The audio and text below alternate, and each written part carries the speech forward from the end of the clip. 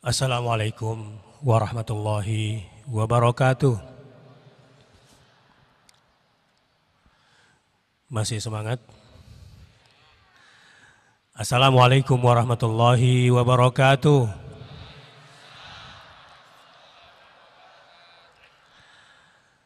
Alhamdulillahil karimir rahman. Allamal qur'ana khalaqal insan. Allamahul bayan.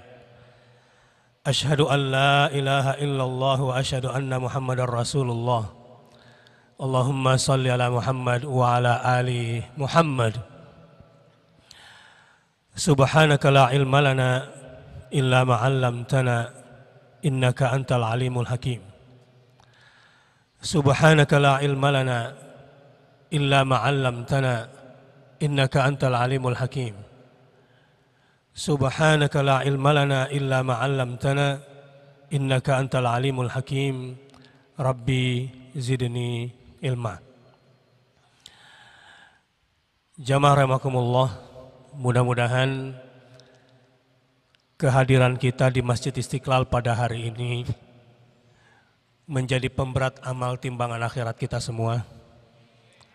Dan mudah-mudahan apa yang kita niatkan ketika kita datang ke sini, terutama untuk talabul ilm, untuk mendapatkan ilmu, diberkahi oleh Allah Subhanahu wa taala. Pada kesempatan yang berbahagia ini, saya akan menyampaikan tentang satu sisi tauhid yang banyak dilupakan oleh umat. Tauhid ini bagian daripada tauhidul uluhiyah. Saya akan membicarakan tentang tauhid al-hakimiyah. Tentang mentauhidkan Allah dalam kepemimpinan.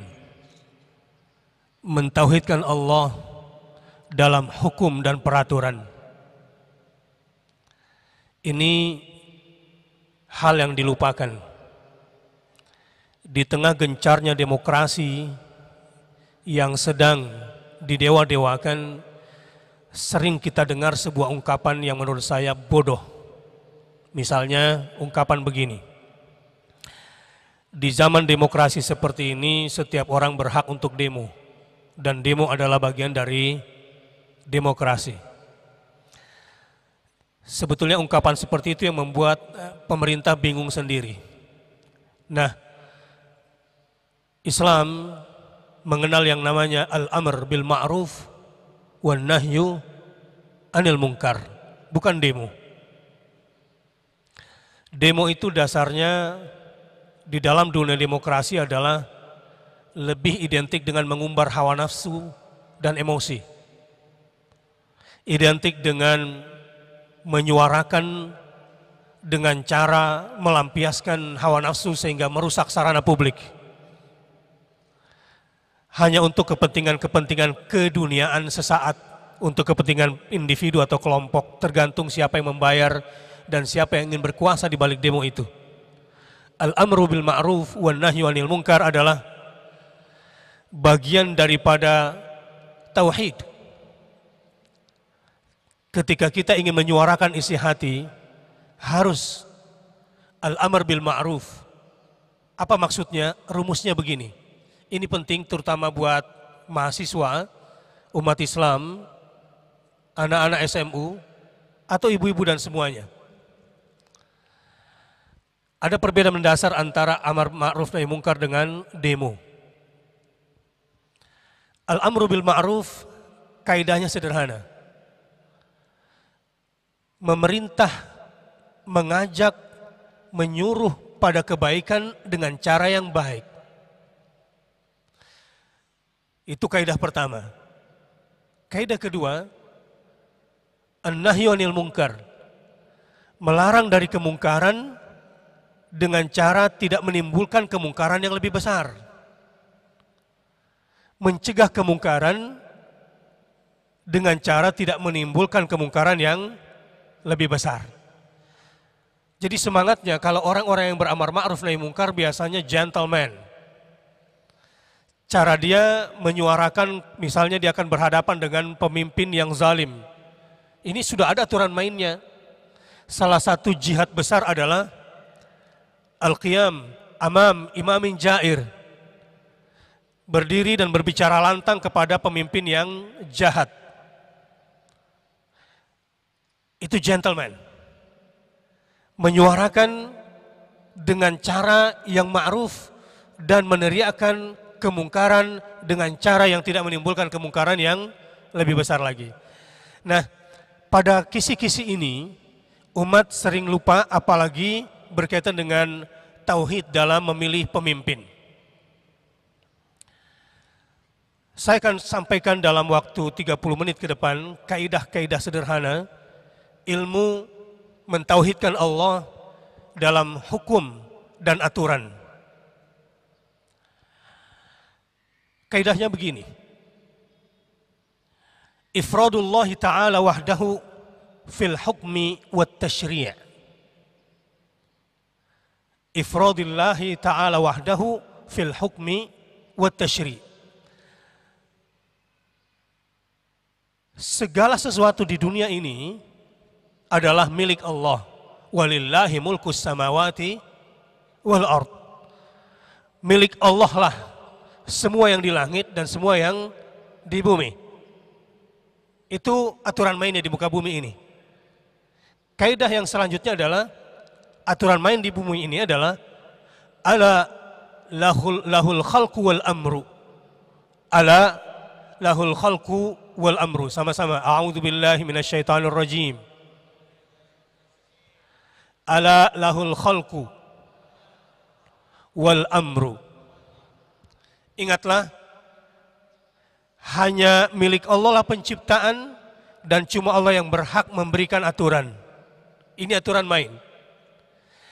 Siapa yang menciptakan, dialah yang berhak membuat aturan. Itu aturan main dari Allah Subhanahu wa taala. Ini tauhid.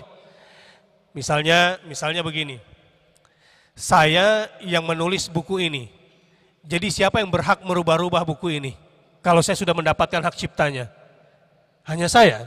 Jadi orang lain tidak boleh ikut merubah-rubah buku yang menjadi hak cipta saya. Ini bahasa keduniaan kesehariannya. Begitu pula di dalam hidup di alam ini semua.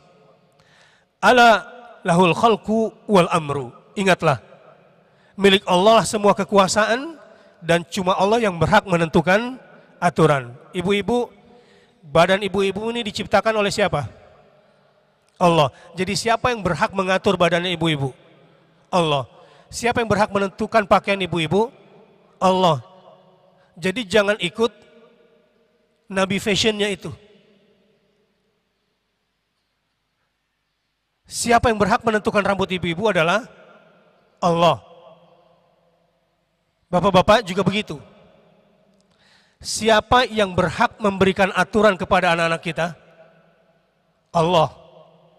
Sehingga di dalam Al-Quran ada penegasan, A'udzubillahi minasyaitonirrajim, wa in jahadaka ala an tusyrika bi ma laysa laka bihi ilmun fala tuti'huma. Seandainya orang tuamu yang telah menyayangi kamu dan ibumu yang telah melahirkan kamu mengajak kamu untuk berbuat syirik, padahal kamu tidak punya ilmu tentangnya, maka kamu tidak berhak ikut kepada kedua orang tuamu. Karena anak-anak bukan ikut pada aturan orang tua, tapi pada aturan Allah. Wa sahibuhuma fid dunya ma'rufa. Tapi tetap ada aturan Allah, kamu tetap harus berbuat baik kepada kedua orang tua. Ini prinsip. Oh Ustadz, jadi kita tuh nggak bisa suka-suka kita ya? Enggak. Semua ada aturannya di dunia. Bumi Indonesia punya siapa? Punya Allah atau punya Ibu Pertiwi? Saya juga nggak tahu Bu Pertiwi itu yang mana orangnya. Bumi Indonesia ini punya siapa? Bukan punya orang Indonesia.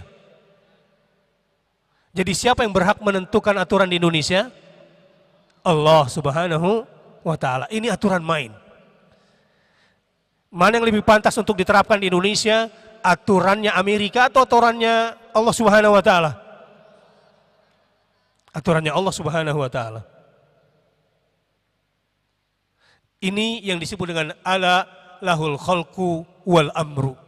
Ingat, hanya Allah yang menciptakan dan milik Allah semua ciptaan, dan cuma Allah yang berhak membuat aturan. Ini yang namanya tauhid al-hakimiyah, tauhid al-mulukiyah. Karena itu, segala sesuatu yang berkaitan dengan kekuasaan dan peraturan, jika itu berkaitan dengan kepentingan publik, sampai juga dalam urusan rumah tangga, kita harus selalu ifradullahi ta'ala wahdahu, selalu mentauhidkan Allah subhanahu wa ta'ala dalam hukum dan peraturan. Sekarang kita coba masuk kepada apa asmaul husna-nya, bahwa Allah yang maha menentukan hukum. Siapa yang tahu? Asmaul husna, bahwa Allah yang maha menentukan hukum. Pasti udah tahu, tapi tawadu. Tawadu itu artinya tahu warna duit. Al-Hakam, Al-Adil, gitu kan? Al-Hakamul Adil, itu nempel tuh dua asma al-husna itu. Al-Hakamu ini ismun, noun, kata benda.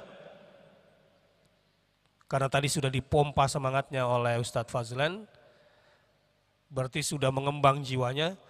Tugas saya sekarang memasukkan ilmunya.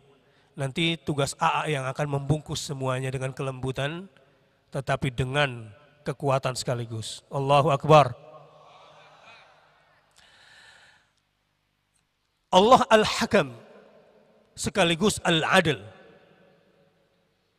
Di dalam hadis Nabi SAW disebutkan, ini dari hadis yang sahih, faqad sahhanin Nabi SAW annahu qala, innallaha huwal hakam wa ilaihil hukmu. Innallaha huwal hakam, sesungguhnya Allah itu adalah si Al-Hakam, yang maha menentukan hukum. Wa ilaihil hukmu, dan segala hukum harus menginduk pada hukum Allah subhanahu wa ta'ala. Itu hadis Nabi sallallahu alaihi wasallam. Sallu alaihi. Allahumma salli ala Muhammad wa ala ali Muhammad. Ya Nabi, salam alaika. Ya Rasul, salam, salam alaika. Ya Habib, salam alaika. Salawatullah alaika. Coba. Ya Nabi, salam alaika. Ya Rasul, salam, salam alaika. Ya Habib, salam alaika. Salawatullah alaika. Ya, bersenandung sejenak. Walau itu bukan sholawatan, kita bersenandung untuk Nabi Sallallahu Alaihi Wasallam. Karena tadi kenceng terus dikasih ilmu, takutnya mukanya mengkerut semua. Sebab ilmu ini ilmu penting sekali. Kita lanjutkan rumusannya. Fallahu ta'ala huwal hakamul adil. Allah lah yang maha menentukan hukum dan aturan, sekaligus yang maha adil. Lahul hukmu wal amru. Segala aturan itu harus kembali kepada Allah subhanahu wa ta'ala sebagai sumber hukum. Allah sumber semua hukum. Karenanya kalau kita perhatikan nih, Pancasilanya orang Indonesia yang dibuat oleh pendiri bangsa ini, sila pertamanya apa? Ini perjuangan, setelah 7 kata dibuang, ya. Ini sebetulnya mungkin yang terbaik dari pertarungan di tengah pluralitas Indonesia ini. Tapi sekarang sudah ada yang mau ganti, tidak lagi ketuhanan yang Maha Esa. Ada yang sudah mau ganti kehutanan, gitu. tidak mau ada Tuhan di Indonesia. Apa bedanya orang bertuhan dengan orang yang berketuhanan? Orang yang bertuhan itu sama kayak iblis. Iblis merasa punya Tuhan enggak? Iblis mengakui enggak kalau Tuhannya adalah Allah? Mengakui. Kalau kamu bertanya kepada orang-orang kafir, siapakah Tuhan? Dia akan menyebut Allah dengan caranya masing-masing. Tapi masalahnya pada iblis adalah dia tidak taat pada aturan Tuhan. Masalah besar bagi iblis adalah karena dia tidak mau pakai hukum Tuhan. Jadi bangsa Indonesia ini berketuhanan yang Maha Esa, artinya bukan bangsa iblis. Bangsa yang mau bertuhan kepada Allah tapi tidak mau pakai aturan Allah. Begitulah iblis. Wah, ini tajam banget memang. Gak apa-apa, ini lagi belajar tauhid. Yang Maha Esa, ini sebetulnya tauhidullah tafsirannya. Qul huwallahu ahad, yang Maha Esa. Tapi sekarang mulai digeser-geser. Artinya ketuhanan saja, tidak yang Maha Esa. Jadi di Indonesia ini sekarang semua agama boleh asal Tuhannya satu. Mau batu, mau pohon, mau bajai, mau orang, mau langit, mau matahari, mau bulan, pokoknya Tuhannya satu. Padahal kata-kata berketuhanan adalah Qul huwallahu ahad. Indonesia adalah sebuah bangsa yang sejak awal masyarakat dan bangsanya itu adalah berketuhanan yang tunduk kepada wahyu.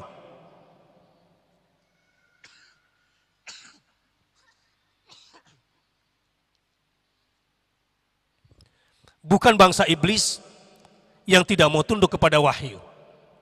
Setuju? Indonesia ini bangsa yang berketuhanan yang terikat kepada wahyu. Yang mau tunduk kepada wahyu Allah. Bukan bangsa iblis yang tidak mau tunduk kepada wahyu Allah, tapi merasa bertuhan.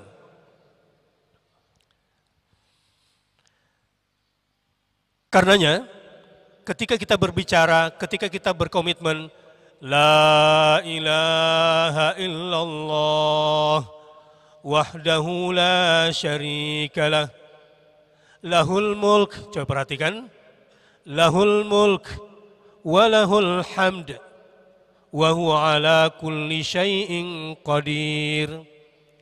Maknanya yang pertama, la ilaha illallah, artinya la ma'budu illallah, tidak ada sesembahan yang patut disembah selain Allah.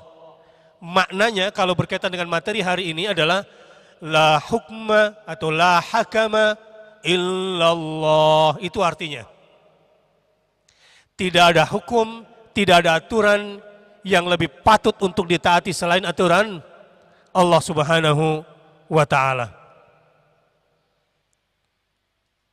La syarikalah, tidak ada sekutu baginya fil hukmi wat tashri'. La syarikalah fil hukmi wat tashri'. Tidak ada yang boleh ikut campur dengan Allah, tidak ada yang ikut campur bersama Allah dalam aturan dan hukum. Sebagaimana tidak ada yang ikut campur bersama Allah dalam menciptakan alam raya ini. Allahumma salli ala Muhammad wa ala ali Muhammad. Fakama anna Allah Ta'ala la syarika lahu fil mulk wa fi tadbiri syu'unil khalq, kadzalika la syarika lahu fil hukmi wat tashri'. Sebagaimana tidak ada yang ikut campur dalam menciptakan langit dan bumi bersama Allah, maka tidak ada yang boleh ikut campur menentang aturan Allah di dalam menentukan aturan di langit dan di bumi. Ini tauhidullah.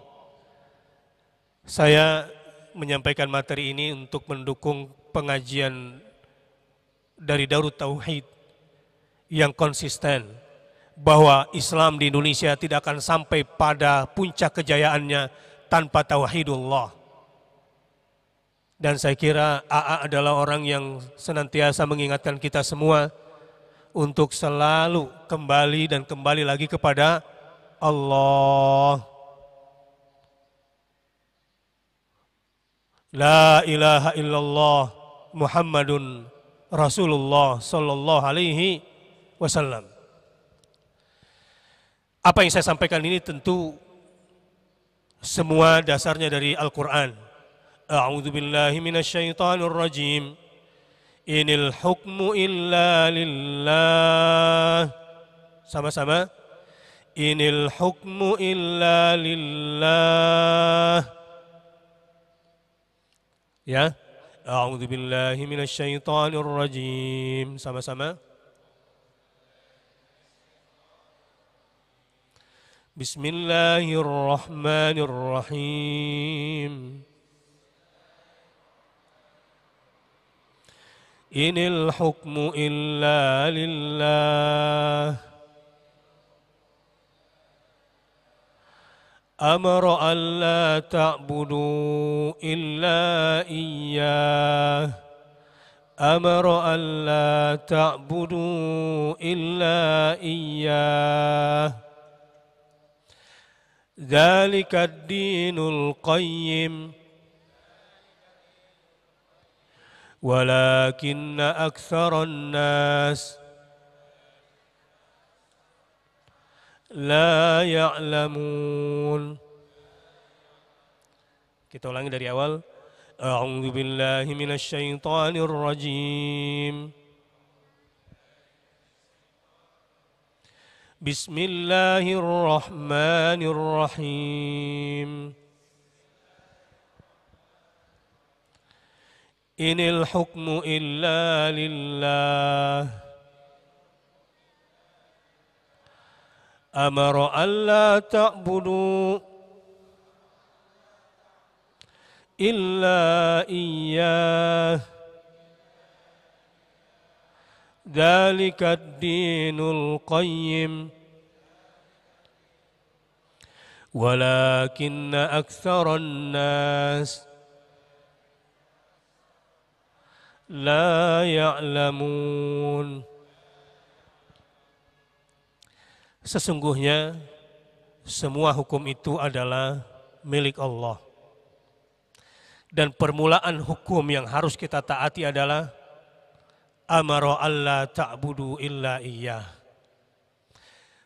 Prinsip dasar semua hukum, dasarnya adalah Allah perintahkan kamu agar kamu tidak menyembah selain Allah Subhanahu wa ta'ala. Dzalika ad-dinul qayyim. Inilah agama yang lurus itu. Begitulah agama yang lurus itu. Walakinna aktsaran nasi la ya'lamun.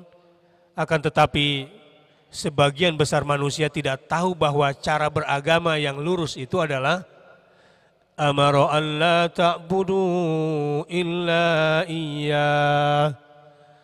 Amara an la ta'budu illa iyyah. Amara an la ta'budu illa iyyah. Kalau ingin beragamanya yang lurus, enggak bengkok-bengkok, ya. Pagi beriman, sore kafir lagi, sore beriman, pagi kafir lagi, gitu kan? Ini sudah disebutkan dalam hadis Nabi SAW. Badiru fitanan, kaqat'il lailil mudlim, yusbihur rajul mu'minan wa yumsi kafiran. Wa yumsir rajulu mu'minan wa yusbihu kafiran. Yabi'u dinahu bi'aradin minad dunya. Ada banyak orang-orang yang mengaku muslim, beragama Islam, tetapi pagi beriman, sore kafir lagi. Kalau hadisnya bunyinya begini. Bersegeralah beramal saleh, khususnya di akhir zaman seperti ini. Tapi amal saleh itu dasarnya harus ilmu. Kalau kita biasanya diajakin beragama, mulainya Yang mana? Berilmu dulu atau udahlah yang penting amalnya, yang mana dulu biasanya? Udahlah berilmu ngaji-ngaji, yang penting kan amalnya, begitu ya? Ah, ini keliru, ini sombong tapi bodoh.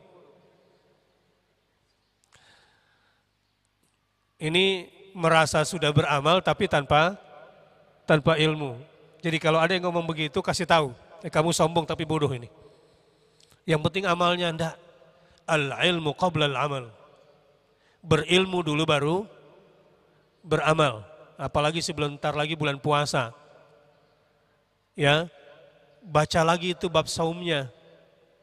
Kadang-kadang saya ditanya, kita udah bicara kemana-mana, Ustadz, apa hukumnya nelan ludah? Ya kalau enak telan aja terus. Ini berarti memang masuk bulan puasa, tetapi tidak baca ilmunya. Nah termasuk yang parah gini, main kawin aja, nggak pakai ilmu bab nikah. Ini jomblo-jomblo sakinah, mana para jomblo-jomblowers ini? Yang belum nikah-nikah ini kita buatin klub aja ya. Jomblo sakinah klub gitu. Jangan menikah sebelum khatam bab nikah. Ada aturannya. Anak-anak muda sekarang nih menikah modalnya cuma dua. Satu cinta, dua kerja. Itu aja, selebihnya terserah Anda bungkus gitu kan. Tidak, berumah tangga itu banyak hal yang perlu kita pelajari. Ada lagi yang parah, udah terlanjur jadi orang tua tapi nggak bisa jadi orang tua. Nah, ini parah lagi nih. Kalau cuma bikin anak, bapak ibu, kucing juga bisa. Tapi bagaimana menjadi orang tua, ini perlu dipelajari sebelum menikah. Ini saya mengakomodir supaya materinya nggak terlalu berat buat para jomblowers dan jomblowati di sini. Ya. Jadi sebelum menikah belajar dulu ilmu bagaimana menjadi orang tua. Coba lihat. Ada orang nih baru beli bola. Karena ada bola barunya Piala Dunia nih. Dari Brazil pula, dia beli yang asli, yang ori. Dia beli bolanya yang ori. Gitu kan? Terus dia pegang bola. Boleh nggak dia bilang, nih gua pemain bola internasional Piala Dunia 2014 di Brazil. Bisa dia sebut dirinya sebagai pemain bola nggak? Cuma gara-gara baru punya bola. Kagak lah, lu punya bola tapi lu bukan pemain bola. Lu nggak bisa mengolah bola. Nah banyak orang tua punya anak tapi lu bukan orang tua yang benar. Enggak otomatis kalau sudah punya anak berarti sudah bisa jadi orang tua. Itu berat sekali, ada aturannya dari Allah bagaimana jadi orang tua. A'udzubillahi minasyaitonirrajim.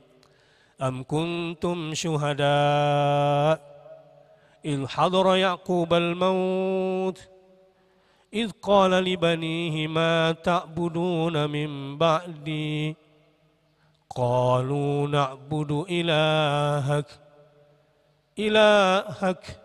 wa ilaha abaik Ibrahim wa Ismail wa Ishaq ilahan wahida wa nahnu lahu muslimun. Ini buat para orang tua dan buat anak-anak semua. Lihat baik-baik. Tidakkah kamu saksikan ketika Yakub yang gelarnya Israel saat menjelang kematiannya. Ketika dia bertanya kepada anaknya, wahai anak-anakku, siapakah gerangan yang kalian sembah selepas kematian ayah nanti? Qalu, anak-anaknya menjawab, kami akan menyembah Tuhan ayah, Tuhan kakek Ibrahim, Tuhan kakek Ismail, dan Tuhan kakek Ishak. Ayah, kami bukan cuma mentauhidkan Allah saja. Enggak cukup mentauhidkan Allah saja. Ilaha wahida. Kami tidak akan sekutukan Allah karena kami hanya ingin tunggalkan Allah dan sekaligus tidak sekutukan Allah. Anak-anak sekarang, Bu, banyak sekali sholat menyembah Allah tapi menjadi pengagum Indonesian Idol. Idol itu artinya berhala. Masih musyrik itu. Anak-anak sekarang Bu, memang ngaji, sholat, kuliah, tetapi masih percaya sama horoskop bintang-bintang itu, ilmu perbintangan itu. Aries, aku Rabies. Virgo, pikiran bego. Gitu. Apalagi? Gemini, apa Gemini? Gemuk tapi mini gitu. Ilaha wahida, ilaha wahida, ilaha wahida. Bukan cuma na'budu ilahak, tetapi ilaha wahida. Ada blog, ada Twitter, Tuhan Cherry Bell. Agama smash. Innalillahi wa inna ilaihi raji'un. Ini juga pengagum calon presiden saya baca. Tuhan presiden titik-titik bla bla bla bla bla. Naudzubillah min dzalik, itu sudah musyrik itu. Cinta ditolak. Dukun bertindak gitu. Musyrik itu.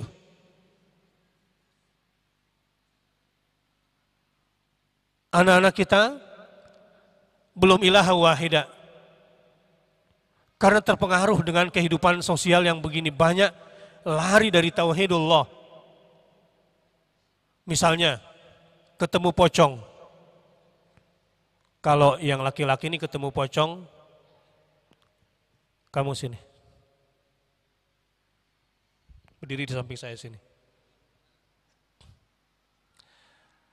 Kalau kamu ketemu pocong, apa yang kamu lakuin? Kok aduh jawab. Seandainya gue pocong nih.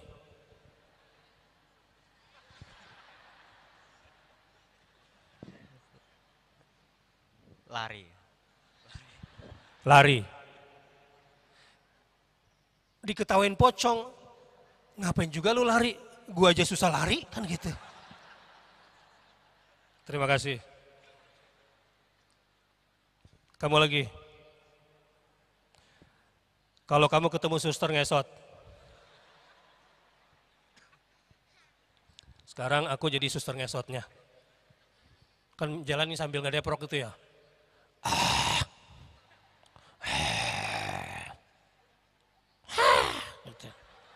Apa yang kamu lakuin kalau ketemu suster ngesot gelap-gelap?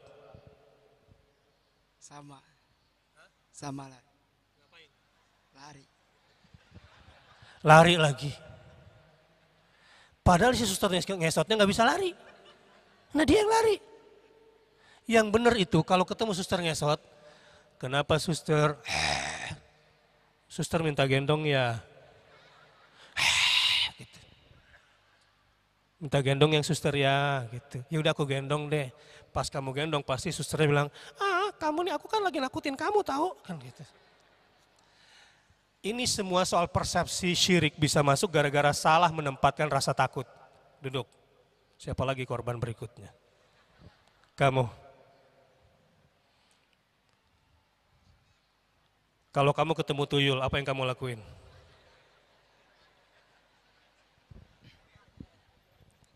Pastinya lari. Ini kok lari semua ya? Tuyul itu pakai baju atau telanjang? Kan telanjang. Terus kalau ada bayi telanjang, masuk angin nggak? Pasti. Nah kalau ketemu tuyul, kasih minyak telon. Terus kalau masih belum pakai baju, masih masuk angin kan? Jadi kalau ketemu tuyul, yang kedua kamu apain? Telonin. Udah dikasih minyak telon nih, tapi masih masuk angin. Baju ya. Ya kasih baju, sebentar ya Tong ya, gue beliin baju gitu kan. Nah itu yang benar, jadi jangan lari ya. Baik. Nah ini yang terakhir, jangan nunduk.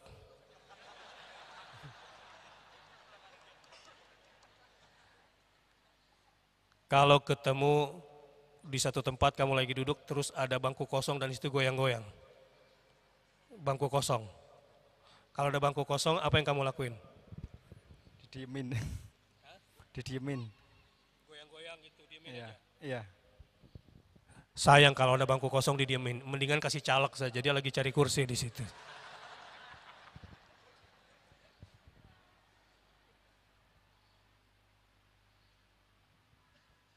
Baik, ini sedikit relaksasinya, tetapi ingin saya katakan kalian yang lari, kalian yang takut sama setan telah menempatkan rasa takut bukan pada tempatnya.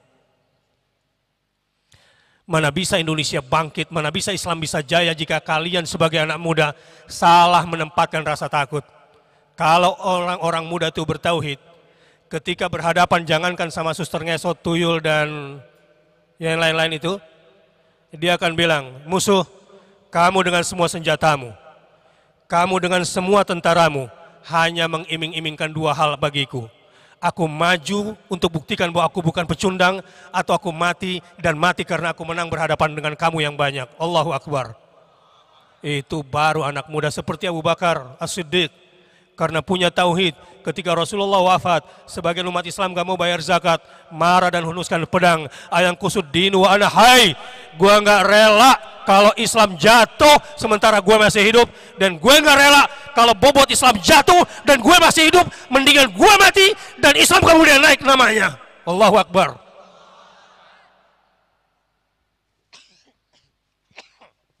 Itu baru anak muda keren namanya. Jangan kayak alay-alay gitu loh.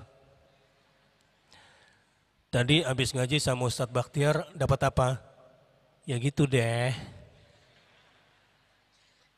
Ini alay ini. Anak layangan ini. Tadi ketika Ustadz Bakhtiar mengajak kita untuk bangkit, membangkitkan Islam di Indonesia, menjayakan Islam di Indonesia dengan tauhid, apa pendapat lo? Seterah. Wah ini alay ini. Nanti kalau ditanya di luar, bagaimana menjadi seorang pemuda? Tadi Ustadz bilang seperti Abu Bakar As-Siddiq, ayang kusuddin wa ana hai. Saya tidak rela nilai Islam jatuh dan bobot Islam jatuh di mata saya sementara saya masih hidup. Kalau Islam jatuh di depan mata saya dan saya bayar cash sekarang apapun resikonya, itu baru anak muda. Allahu Akbar. Jadi kalau ketemu pocong ngapain?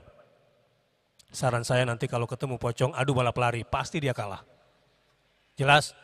Jangan lu yang lari, lu diketawain. Kalau dia datang nih begini, tik, tik, oke, balap lari ya. Pasti dia hands up itu. Ya gue gak ikut deh kalau kayak gitu, lu aja lari. Gitu. Terus kalau ketemu suster ngesot dia apain? Gendong aja. Dia gak bisa ngapa-ngapain nanti. Orang lari aja susah. Terus kalau ketemu tuyul dia apain? Hah? Kasih minyak telon dulu, kasihan Yul. Kemana-mana lu jalan telanjang kayak gini, malu tuh aurat tutupin. Tak kasih minyak telon dulu ya, pasti dia nanti nurut sama kamu. Nah, khawatirnya kamu jadi pemelihara tuyul lagi nanti. Gak minimal gak digangguin sama tuyul lah gitu. Terus kalau ketemu bangku kosong di satu tempat dia apain? Nah, caleg yang lagi kelaparan kursi kasih aja itu. Allahumma sholli ala Muhammad. Baik. Ilaha wahida wa nahnu lahu muslimun. Yang ketiga kalau mau jadi orang tua harus didik anaknya pasrah pada aturan-aturan Allah. Jadi kalau jadi orang tua sudah sukses mendidik anak, nanti menjelang mati bapak ibu susah. Kalau tiga ini tidak ada pada anak-anakmu. Anak harus diajarkan bertauhid yang pertama, na'budu ilahak. Yang kedua, anak harus diajarkan ilaha wahidah, tidak boleh sekutukan Allah. Dan yang ketiga, anak harus diajarkan wa nahnu lahu muslimun. Kami hanya tunduk pada aturan-aturan Allah sebagai seorang muslim. Anak-anakku sekalian, jika kalian sebagai anak dan sudah melaksanakan tiga hal pada dirimu, kalianlah akan menjadi jembatan sorga bagi kedua orang tua kalian. Amin ya Rabbal. Oke, bagaimana caranya wahai anak-anak supaya bisa menjadi jembatan sorga bagi orang tua? Satu hari ada Ahmad di pojokan lagi menangis karena lagi susah menghafal Quran. A'udzu billahi minasyaitonir rajim. Bismillahirrahmanirrahim. Amma yatasaalun 'anil naba'il 'azim alladzi hum fihi mukhtalifun. Kemudian dia lupa. Lalu dia berulang-ulang dia menangis, ditanya sama temannya, "Kenapa Ahmad menangis?" "Aku harus menghafal Quran karena Quran yang membuat aku bahagia." Terus apa lagi? "Aku ingin bahagiakan papa dan mama dengan Al-Quran. Aku ingin bahagiakan papa dan mama dengan Al-Quran. Aku harus menjadi penghafal Quran karena kalau aku menjadi penghafal Quran, aku punya 70 tiket dan yang pertama kali aku kasih tiket buat masuk surga adalah bapak ibuku. Aku harus hafal Quran karena kalau aku hafal Quran, orang tuaku akan masuk surga dan akan dipakaikan mahkota dengan permata yang terangnya lebih terang daripada matahari."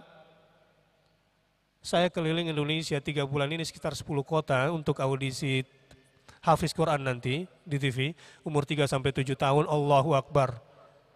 Anak-anak Indonesia sekarang sudah banyak yang punya cita-cita hebat. Ada anak dari Ambon, umur 4 tahun sudah bisa ngaji, umur 6 tahun kemudian nonton TV, acara saya di saat itu dia lihat, "Bapak bodoh, Bapak bodoh, Bapak bodoh." Bapaknya bilang, "Seumur-umur Ustadz, saya itu dibodoh-bodohi oleh manusia, oleh anak saya ini." Kenapa?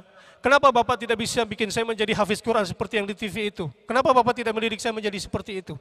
Akhirnya anaknya hafal juz amma, dan setelah hafal juz amma minta diterbangkan ke Makassar, orang tuanya bukan orang mampu. Lalu saya berjumpa di Makassar untuk ikut audisi, saya tanya sama si anak ini, "Nak, apa cita-citamu? Kenapa kamu bisa begini bersemangat?" "Ustadz, saya mau jadi imam Masjidil Haram." Allahu Akbar. Bukan jadi Ronaldo, bukan jadi pemain Persija, siapa tuh Messi itu Persija kan? Nah, jadi anak-anak ini dicintakan kepada Al-Quran sejak kecil. Hebat orang tua kalau punya anak seperti itu. Dan kita sebagai anak-anak, kalau ingin membahagiakan orang tua dengan cara bertauhid, ingin membangun jembatan ke surga buat orang tua, jadilah para anak yang cinta kepada Al-Quran dan menghafal Al-Quran. "Ustadz, kalau sudah tua gimana Ustadz, saya masih bisa nggak menghafal Quran?" Saya mau tanya, Rasulullah itu mulai menghafal umur berapa tahun?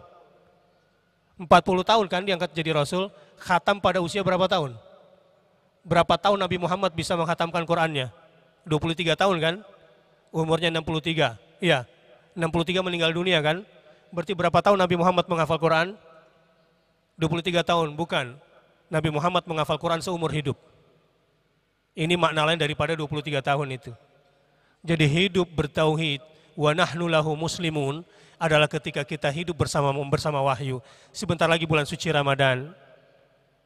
Sebentar lagi bulan suci Ramadan. Bulan Al-Quran.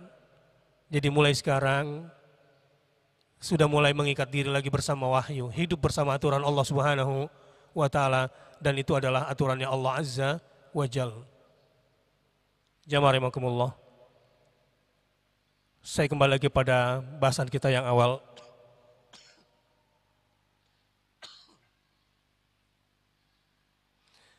Inil hukmu illa lillah, amaru alla ta'budu illa iyyah, dzalika dinul qayyim. Ibu-ibu, bapak-bapak, dan adik-adik semuanya, kita ingin menjadi manusia high class di hadapan Allah atau di hadapan manusia?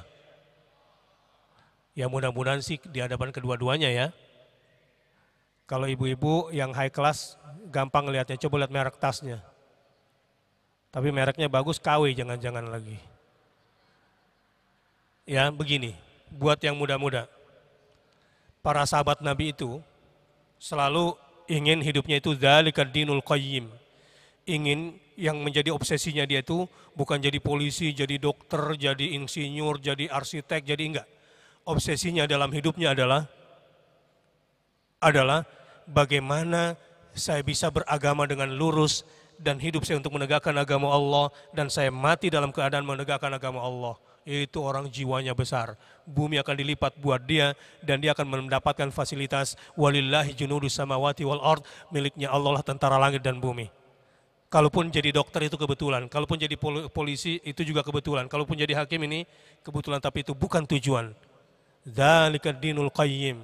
Tujuan Rasulullah, tujuan para sahabat, tujuan orang-orang soleh. Lihat siapa itu Tariq bin Ziyad, umurnya cuma 20-an tahun, menyeberang dari Maroko ke Selat Gibraltar, kemudian masuk ke Eropa Timur, di Eropa Barat, Eropa Timur, kemudian menerangkan seluruh Eropa Timur sampai ke Granada, modalnya cuma untuk satu, tegakkan dinullah, dzalika dinul qayyim. Itu baru keren. Itu anak muda keren banget. Hanya untuk membawa agama Allah dan menegakkan agama Allah. Anda tahu, pada tahun itu di Inggris, kalau turun hujan sedikit lagi, langsung bencek sapi semata kaki. Tetapi ketika Islam sudah masuk sampai ke Spanyol, orang-orang Spanyol kenal banget sama Islam. Dan dia tahu banget dan peninggalan itu ada begitu jelas di depan mata, betapa Islam itu hebat. Anda tahu, di London kalau turun hujan sedikit, itu semata kaki becek, tetapi di sana sudah aspal dan cahayanya terang sekali kalau malam. Itu Islam, tentu kita bawa dengan elegan. Nah karenanya, para sahabat Nabi, orang-orang yang saleh, Salahuddin Al-Ayyubi, obsesi hidupnya adalah bagaimana hidup dan mati dalam menegakkan agama Allah. Dzalika dinul qayyim. Seperti Abu Bakar As-Siddiq yang berkata tadi, ayang kusuddinu ana hayy. Saya tidak rela buat agama saya jatuh sementara saya masih hidup. Dzalika dinul qayyim. Makanya para sahabat itu, ya, kalau ketemu ulama bukan ngajak foto. Lain sama anak muda sekarang, kalau ketemu ulama ngapain? Yang betul tuh minta doa, jangan minta foto.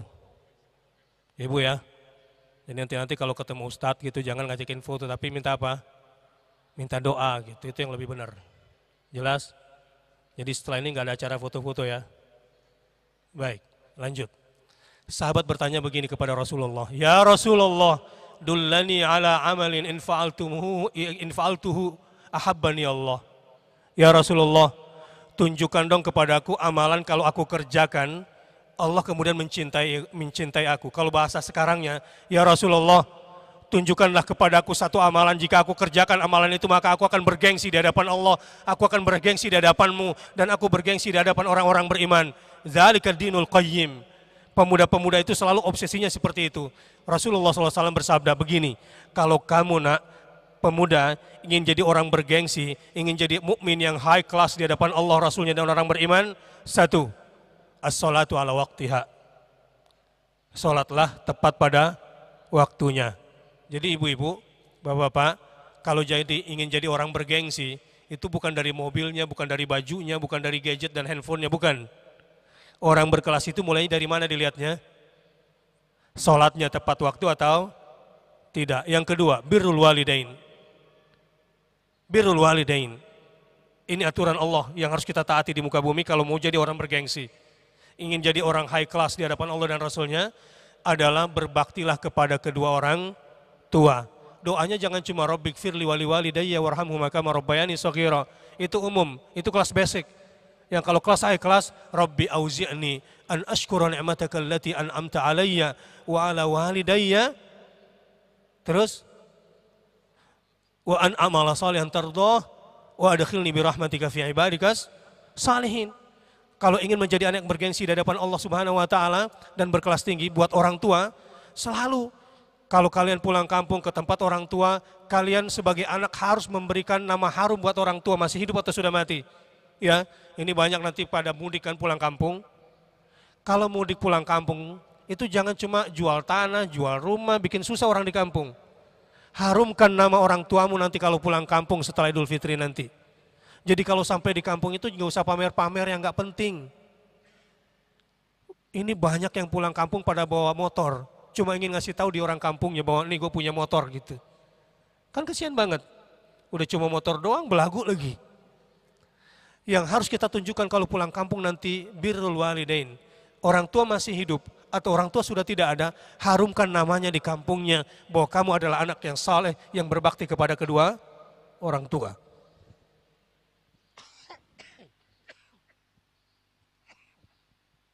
Yang ketiga,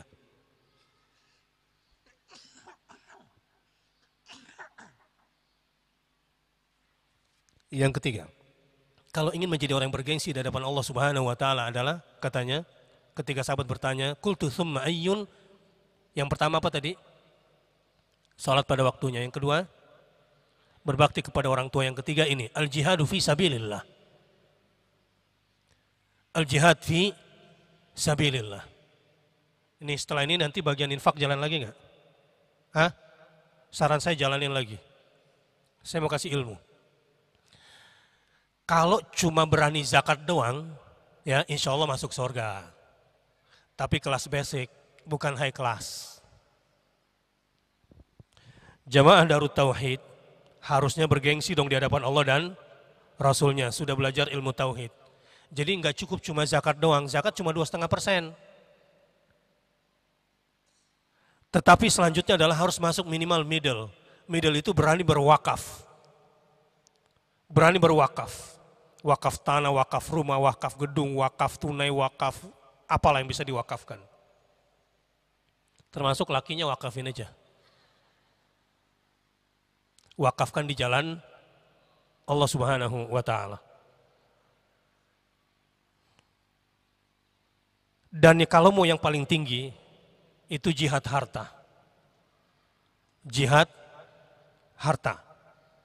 Berapa angkanya? Coba, berapa angka jihad harta? Satu hari Rasulullah SAW meminta jihad harta kepada para sahabat. Abu Bakar, berapa yang diserahkan? Semuanya. Umar, berapa yang diserahkan? Sebagian besarnya. Yang unik, Utsman bin Affan. Berapa yang diserahkan oleh Utsman bin Affan? 100 ekor kuda perang berikut barang-barang yang di atasnya untuk si mujahid fisabilillah. Rasulullah SAW kemudian berkata, sahabat ada lagi yang mau nambah? Setelah Abu Bakar, Umar dan Utsman, karena kita masih kurang, Utsman angkat tangan lagi. Saya ya Rasulullah. Kamu lagi Utsman? Iya. Berapa? 100 ekor kuda perang berikut barang yang dibutuhkan di atasnya. Baik. Ada lagi yang lain? Utsman lagi yang tunjuk tangan. Saya lagi ya Rasulullah. Berapa? Seperti tadi lagi. Jadi udah berapa itu? 300. Oke, selesai Utsman, ada lagi yang lain. Utsman lagi, dalam riwayat bahkan sampai 8 kali. Itu high class. Pertanyaannya adalah, apakah Abu Bakar miskin gara-gara itu? Apakah Umar kemudian susah gara-gara itu? Apakah kemudian Utsman tidak lagi jadi konglomerat gara-gara begitu? Tidak. Mana kusa malu abdin min sadaqah. Rasulullah bersumpah dengan 3 sumpah. Silakan buktikan sumpah Rasulullah SAW. Yang pertama, tidak akan berkurang hartanya seorang hamba gara-gara bersedekah. Jadi lu yang takut bersedekah tiap hari, kasihan miskin mulu, nggak bisa naik high class. Ada yang siap menjadi orang kaya? Kalau bercita-cita jadi orang kaya, jangan cuma zakat. Itu batas minimum wajib. Tapi harus berani jihad harta. Sumpah yang kedua Rasulullah SAW, ketika kamu dizalimi dan kamu bersabar ketika dizalimi, maka kamu akan bertambah izzah, bertambah mulia di hadapan Allah Subhanahu wa taala. Itu sumpahnya Rasulullah SAW. Saya ingin berlanjut lagi. Dzalikad dinul qayyim walakinna aktsaron nasi la ya'lamun. Begitulah cara beragama yang bergengsi, tapi sayangnya sebagian besar manusia tidak tahu. Saya ingin tutup kaji saya dengan surah Al-Maidah ayat 55. Sebagai penutup materi di kajian Tauhid Al-Hakimiyah. A'udzu billahi minasyaitonir rajim. Sama-sama. Bismillahirrahmanirrahim. Innama waliyukumullah.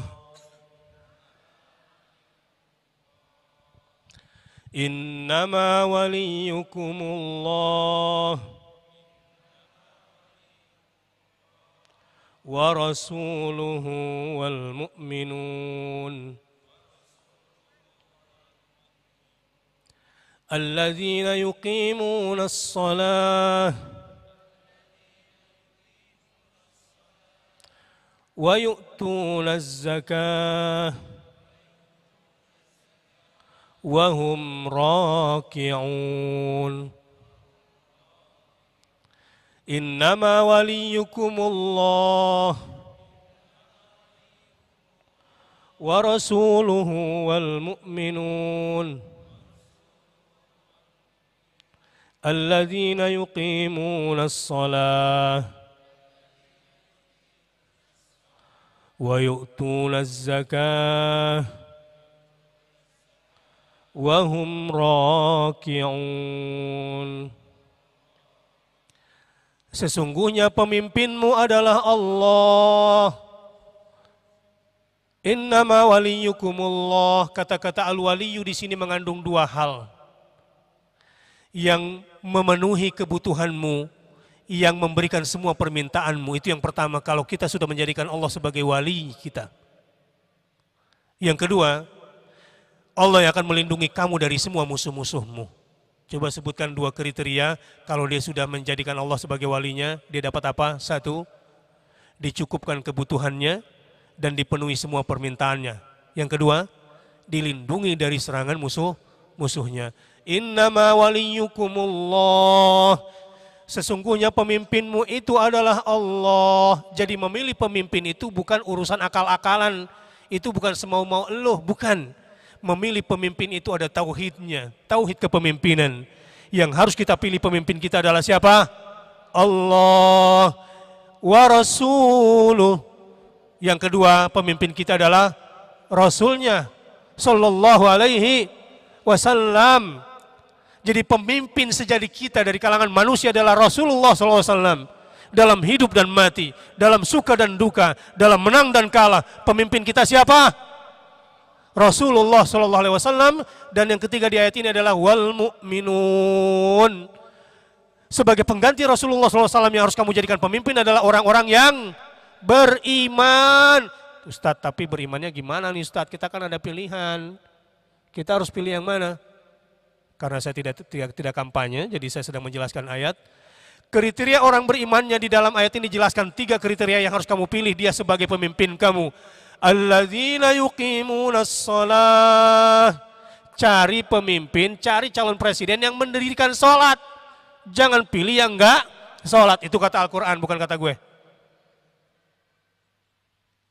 Wa yu'tunaz zakah, dan mereka membayarkan zakat.